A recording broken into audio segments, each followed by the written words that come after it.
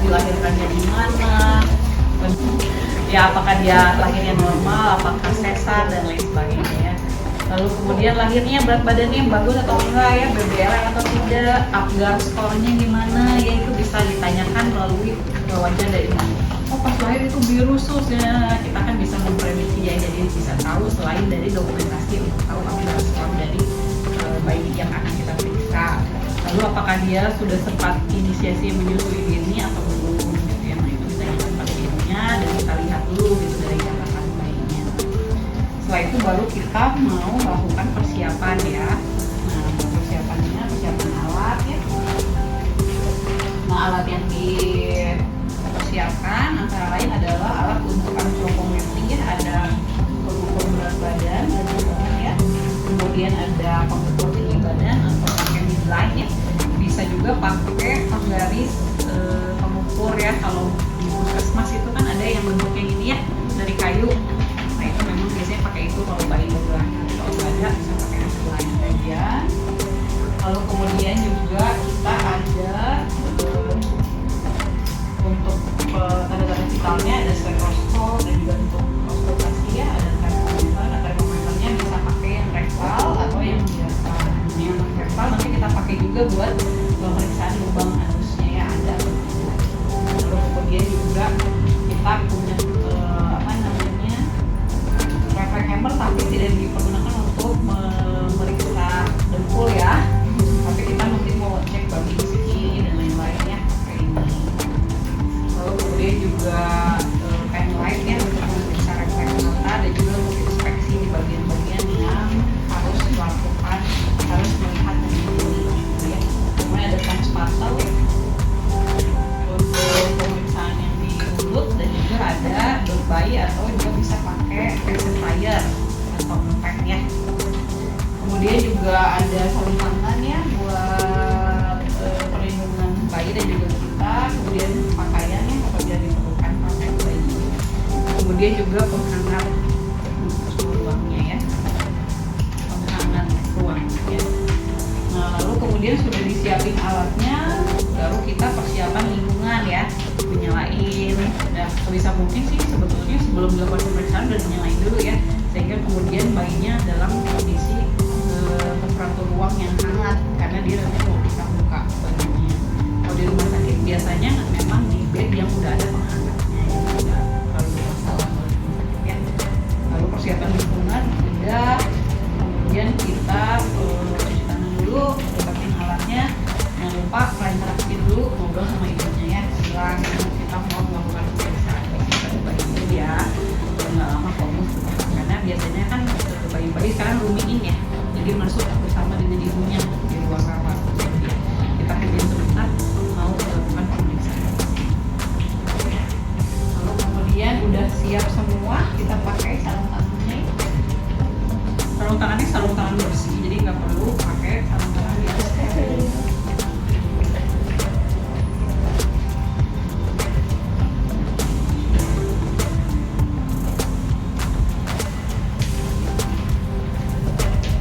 Dulu emang kita nggak terlalu untuk perlindungan diri tuh nggak terlalu ketat ya, jadi masih suka melakukan pemeriksaan fisik tuh ya nggak usah pakai sarung tangan karena kan bayi itu kulitnya lembut ya, jadi akan lebih nyaman kalau kena langsung ke tangan kita gitu.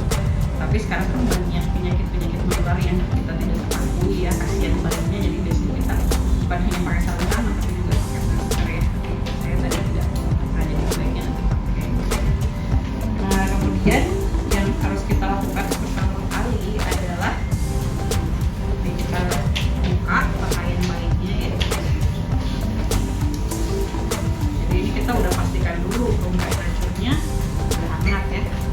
Lalu bayi itu sangat rapuh, jadi dia masih belum bisa melindungi dirinya sendiri ya. Jadi kita harus lakukan semua tindakan ini dengan hati-hati dan pelan-pelan. Jadi walaupun hanya simulasi bukan berarti bonekanya gitu diangkat-angkat sembarangan gitu ya, karena latihan juga nanti begitu ke bayinya asli kalian nggak sembarangan. Nah setelah dibuka kita mau lihat dulu kondisi umumnya ya. Nah, bayinya misalnya apakah menangis, apakah baik ya, dianya sehat gitu ya, bergerak sesuai dengan kondisinya gitu ya. Nah, tapi biasanya ditenangkan dulu baru bisa dilihat. Kemudian kita lihat juga kondisi fisik luarnya ya, kulitnya ya, ada lagu atau tidak ya, bulu-bulu halus, vernix caseosanya masih ada atau tidak. Kalau baru lahir kan masih ada kayak dari apa namanya, lapisan lemak ya yang ya, karena biasanya kalau bayi sekarang itu tidak langsung dimandikan, tapi hanya dilap lalu dimandikan saja ya. Kalau bukan amatan, kita lihat apakah ada yang tidak sempurna langsung terlihat ya, yang langsung terlihat apakah ada organ yang di luar tubuh dan sebagainya. Jadi untuk kondisi umum kita lihat. Setelah itu kita mau lakukan pemeriksaan antropometri. Yang pertama adalah berat badan dulu ya, timbang. Dan ingat jangan ada pakaian yang terbawa, nggak boleh pakai koko ya, karena kan masih sangat ringan dia ya, jadi 0, berapa aja berpengaruh banget gitu ya. Lalu kemudian kalau bayi baru lahir tuh di atas 2,275 lah ya, di bawah 2750 itu masuknya BBM. Lalu kita ukur tinggi badannya 43 ya, bayi-bayi lahir itu 38 sampai 50 itu masih normal ya. Kalau di atas itu berarti dia termasuk bayi yang tinggi. Kemudian kita mau ukur juga lingkar kepalanya. Nah, lingkar kepala paling lebar dari bayi itu di atas alis ya, jadi lidah. Jadi kita ambilnya itu ukurnya di yang paling lebar. Kemudian setelah lingkar kepala, lingkar dada. Nah, kita nggak bisa bilang berapa sih yang normal untuk lingkar kepala dan lain-lain ya, tetapi kita mau lihatnya itu keseimbangan antara lingkar kepala, lingkar dada, dan bagian tubuh lainnya. Jadi sebenarnya lingkar ini hanya sebagai data pendukung dari inspeksi kita ya. Begitu kita lihat, wah kepalanya besar atau kecil, besarnya itu seberapa, berapa lingkarnya, oh 50 misalnya, dadanya berapa, dadanya 250, gedenya 2 kali lipatnya. Nah gitu, jadi kita bisa lihat bahwa ada kondisi yang istimewa pada kepala bayi kita karena kita bayi. Kemudian juga kita ukur lingkar dadanya dan juga di lingkar abdomen. Terus dicatatkan ya, jadi biar nanti nggak sendiri, jadi ada teman yang langsung mencatatkan ya. Setelah antropometri baru kita mau mengukur tanda-tanda vital ya. Tanda-tanda vital karena kalau misalnya ada tem yang infrared gitu ya, biasanya kan cuma ditentukan di kening ya. Jadi kalau yang kayak gini kan masih harus dijepit ya, dan agak sulit gitu untuk bayi. Nah kalau bayi yang belum pernah cek anus ya pakai tem anus supaya sekalian bisa dicek. Cuman kan memang ini kan tidak nyaman ya, jadi biasanya sih nggak sering-sering kita melakukan tusuk anus ya. Jadi ini nanti saja kalau kita mau cek ini. Jadi setelah dicek temperaturnya, kita lihat respirasinya. Biasanya kita lihat respirasinya sekalian juga sambil ngecek heart rate-nya ya, cek heart rate. Nah sebenarnya ngecek heart rate nggak mesti juga konsultasi pakai stetoskop ini ya. Cuman biasanya kalau kita pakai pakai cara yang menyentuh dan menekan arteri itu, bayi itu masih gemuk gitu, masih gendut, jadi agak sulit gitu, sehingga kita dengarkan langsung heart rate-nya dari jadi bisa ditekan, bisa juga nanti sekalian kita ya. Sudah tanda vital, lalu kemudian kita sudah mau lihat mulai dari atas yang dari kepala. Nah dari kepala kita angkat sedikit, kalau misalnya kurang jelas ya dilihat apa ya. Kita lihat inspeksi bentuknya simetris atau enggak, ada benjutan atau enggak ya. Biasanya kalau dia divakum biasanya agak moncong ke depan gitu kepalanya ya. Lalu lihat apa garis suturannya terlihat atau tidak, kan ada yang suturannya kelihatan itu masih si tengkoraknya itu masih kayak terpisah-terpisah, tengahnya ada suturannya ya gitu ya.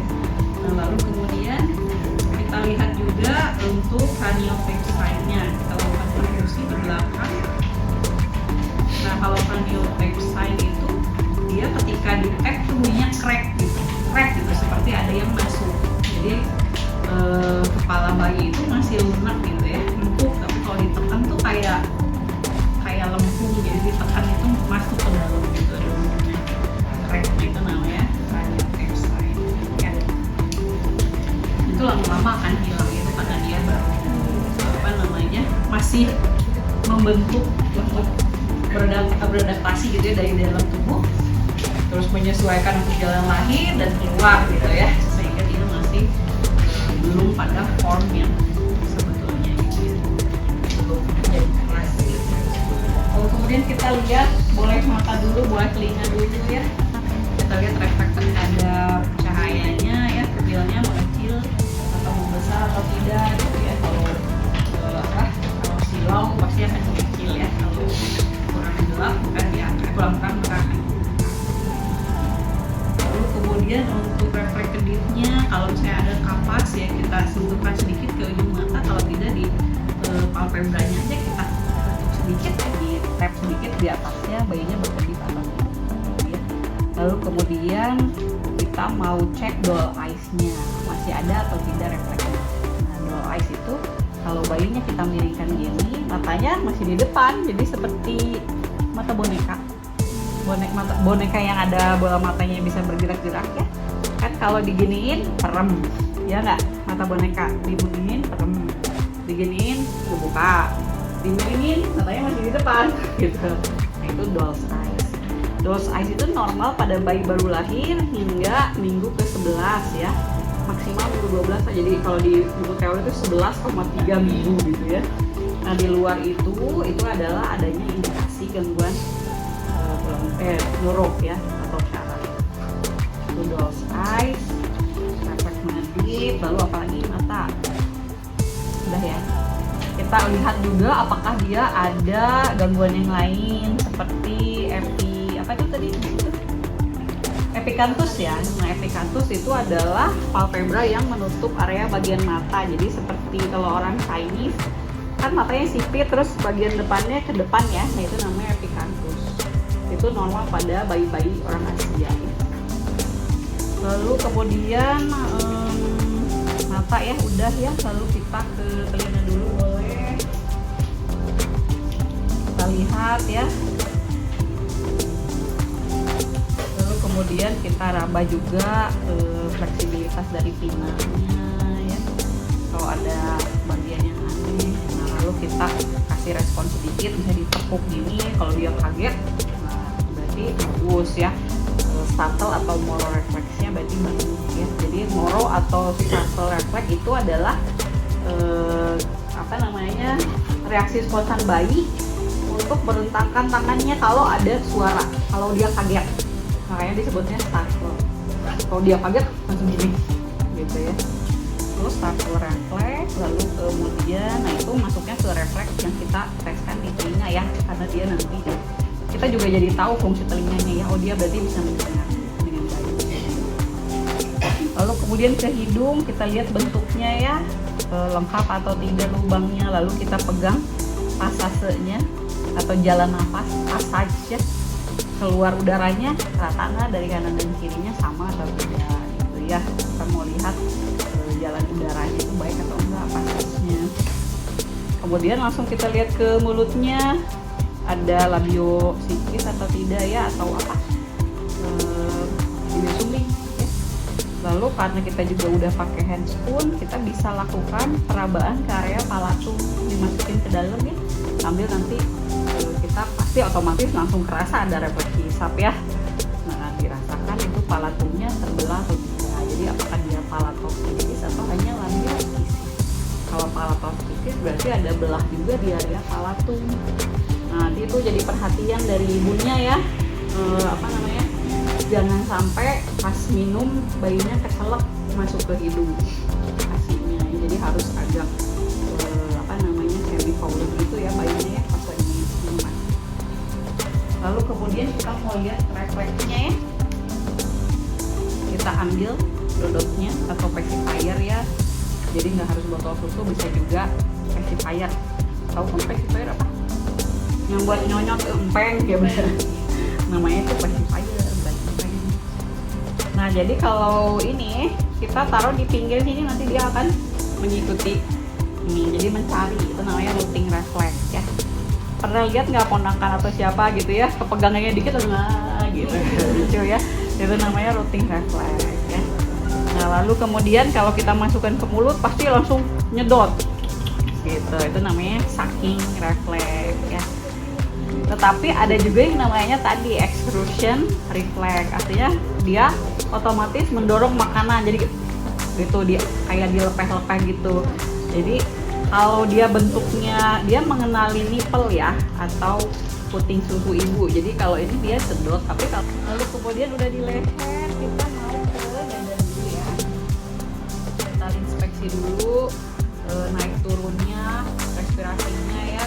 Kemudian peak tertinggi dari respirasinya seberapa, artinya dia menggunakan organ pernapasan atas apa gitu, kelihatan lah kalau gitu.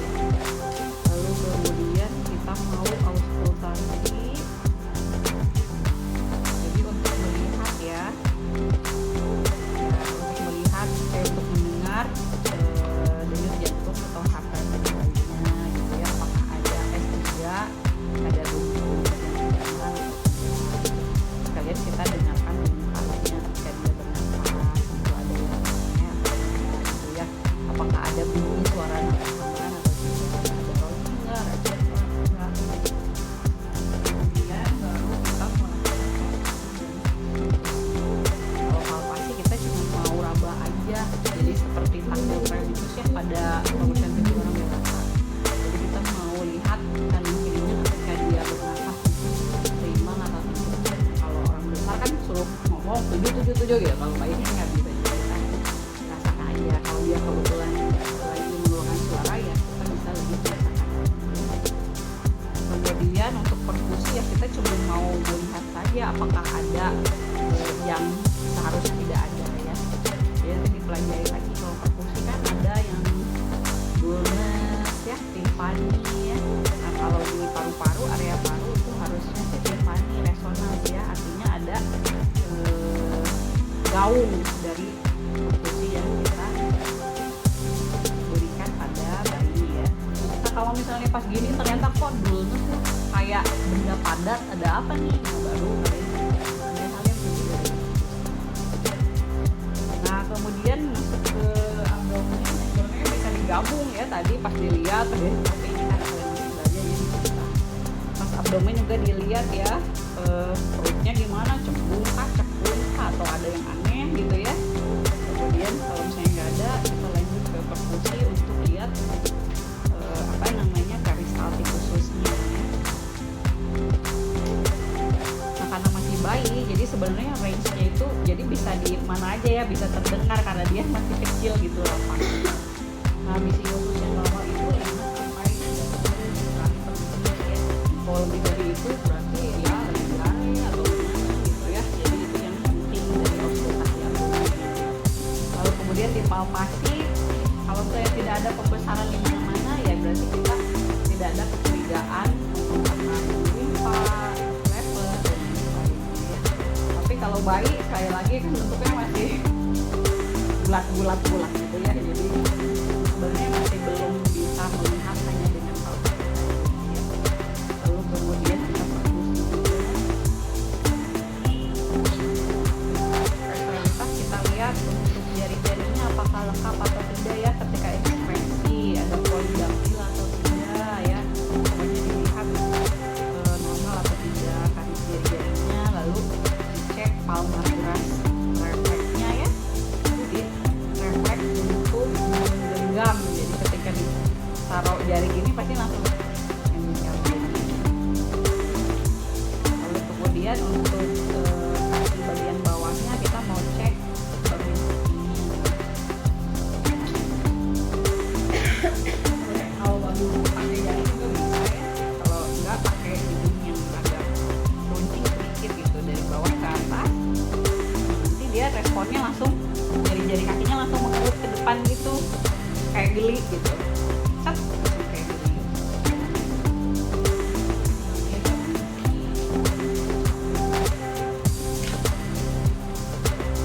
Setelah Babinski kita mau stepping ya, stepping reflex, berdiri dia akan otomatis berusaha untuk stepping apa namanya, menjejak gitu, kayak mau jalan ya. Jadi kakinya itu pasti dia akan berusaha untuk seperti mau berdiri, namanya stepping. Lalu kita mau coba crawling reflex. Nah ini kan menggantung kan ininya ya, kita turunkan gini. Nah kalau bayi asli kan nggak akan gini ya, pasti dia akan tangannya berusaha untuk ke depan, terus kepalanya pucuk-pucuk gitu ya. Nah reflex gimana dia akan coba untuk bangun ya, untuk crawling, untuk merangkak itu namanya crawling reflex ya. Nah, nih lihat ya di belakangnya apakah ada Mongolian spot atau tidak ya, yang biru-biru di pantat ya. Mongolian spot hanya ada pada bayi-bayi Asia, Asia. Nah lalu kemudian kita mau kasih galang refleks ya, bisa juga pakai yang tadi atau pakai jari aja juga bisa, dari atas ke bawah. Nah kalau dikasih rangsangan itu pinggulnya itu naik gitu. Jadi kalian harus ngegantung ininya, nggak bisa nempel di lantai, di apa namanya, di kasur. Kalau nempel di kasur nggak kelihatan ya. Jadi harus agak diangkat, jadi dia agak jadi tangan dan kakinya itu tidak ada tahanan ya. Jadi dipegang di lehernya seperti ini, hati-hati leher dan dada, kasih dari atas ke bawah. Kalau kalian kasihnya agak miring, nanti pinggulnya agak miringnya ke sini, ke kiri gitu. Nah, jadi kayak geli gitu. Kita kalau geli kadang kita juga masih suka gitu ya, kalau digeliin sama temen gitu tuh ke sana, kalau ke sini ya ke sini. Nah, kayak gitu. Di sini dia juga ngik gitu. Kalau di tengah ya ke atas gitu. Pantatnya, bokongnya. Itu namanya galang refleks ya. Sama itu juga refleks yang normal ya pada bayi usia 3 sampai 9 bulan ya. Jadi di atas itu seharusnya sudah nggak ada. Itu galang refleks. Terus kemudian yang alat reproduksinya kita lihat ya. Kalau penis ya berarti kita lihat ya belalainya si penisnya ya. Biasanya masih kecil. Kemudian skrotumnya kita pegang, palpasi sedikit apakah skrotumnya udah turun semua atau belum. Jadi seharusnya ketika diraba itu nggak kosong, ada isinya. Kalau kosong berarti nanti secara berkala harus diperiksa ya. Dia berarti masih ada di rongga abdomen belum turun. Kan ketika dalam kandungan skrotum itu masih di atas ya, di rongga kandungan. Nanti begitu sudah lahir dia akan turun ke skrotum. Nah, jadi pas dicek, oh kalau masih kosong belum turun, nanti harus diperiksa lagi. Seharusnya sih begitu lahir dia turun ya. Lalu kalau perempuan ya kita lihat labiannya dan lain sebagainya. Itu terlalu spesifik ya. Tapi kita harus pastikan sih kalau bayinya udah pipis kita tahu dia sudah kurangnya oke dan lain-lain ya. Nah kemudian untuk anus kita mau lakukan kolok dubur ya. Kolok anusnya itu untuk memastikan bahwa bayinya memiliki lubang anus gitu. Jadi kadang-kadang shape lubangnya itu ada tapi lubangnya nggak ada, jadi seperti ada tapi nggak ada lubangnya gitu ya. Nah itu yang harus diperiksa ya, karena bayi itu dalam pertama kehidupannya harus mengeluarkan sisa metabolisme dari dalam kandungan, mekonium ya. Jadi mekoniumnya itu harus keluar, kalau nggak nanti jadi racun ya, jadi toksik gitu ya. Nah kalau sudah jangan lupa dicatat hasilnya, makanya sebaiknya kalau melakukan pemeriksaan itu nggak sendiri, jadi hasilnya bisa langsung dicatat ya, jadi nggak lupa. Nah setelah itu jangan lupa dipakaikan lagi bajunya.